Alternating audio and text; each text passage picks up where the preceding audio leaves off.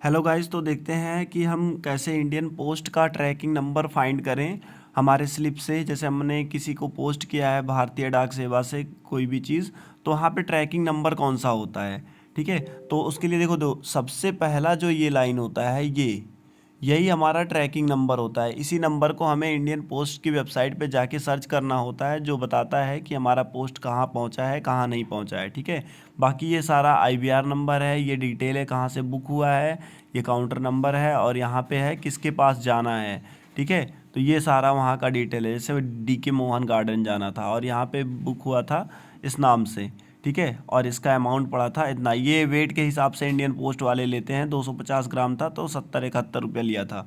ठीक है, तो मैं आपको दिखाता हूँ कि कैसे इसको हम ट्रेस करेंगे कि ये कहाँ पे पहुँचा हुआ है। ठीक है, तो सबसे पहले क्या करना है, इस नंबर को आपको नोट कर लेना है या फिर कहीं भी कॉपी कर लेना है। इसको आप आसानी से गूगल लेंस के थ्रू कॉपी कर सकते हैं या फिर लिख सकते हैं। लिख के आपको क्या करना है, ब्राउज़र में जाना है। तो चलते हैं ब्राउज़र की तरफ, वहाँ बताते हैं कैसे किया जाएगा।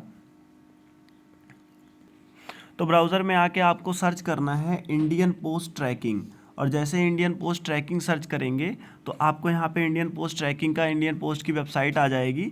तो देखो यहाँ पे ये सबसे पहला पहला जो आएगा ये। ठीक है, पहला लिंक पे ही आपको क्लिक करना है। जैसे इस लिंक पे क्लिक करेंगे तो ये क्या होगा, ये इंडियन पोस्ट के इंटरफेस को ओपन कर देगा। ठीक है, तो इंडियन पोस्ट पेमेंट के इंटरफेस को ये देखो इसने ओपन कर लिया, और आपने जो कंसाइनमेंट नंबर कॉपी किया था उसको आपको यहाँ पे पेस्ट करना है। ठीक है, तो मैंने इस कंसाइनमेंट नंबर को यहाँ पे पेस्ट कर दिया, और देखो यहाँ पे कुछ कैप्चा दे रहा है, उसको फिल करना है।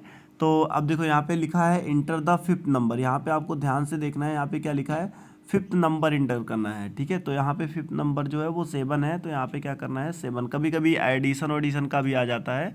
ठीक है, करने के बाद आपको क्या करना है, सर्च पे क्लिक करना है। जैसे ही सर्च पे क्लिक करेंगे तो ये थोड़ा सा स्लो होता है। आपका नेट स्पीड अगर अच्छा हुआ तो मुश्किल से बहुत ही कम टाइम लगेगा, लेकिन थोड़ा सा स्पीड अगर स्लो है तो थोड़ा सा टाइम लेता है ये, क्योंकि ये थोड़ा सा टाइम कंज्यूमिंग होता है। तो जैसे ही ये सर्च हो जाएगा तो आपको दिखाएगा कि क्या क्या चीज़ें हैं, कहाँ कहाँ पहुँचा हुआ है।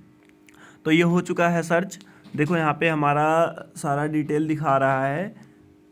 थोड़ा सा ऊपर करेंगे तो देखो यहाँ पे सारा डिटेल हमें दिख के आ जाएगा। ये हमने जो सर्च किया है, उसके बाद अभी देखो 13/2/23। ठीक है, कहाँ पे पहुँचा है, दिल्ली APTMO पे। ठीक है, कल भी दिल्ली APTMO पे ही था, सुबह ही पहुँचा है, क्योंकि कल तो लखनऊ एयरपोर्ट से निकला था।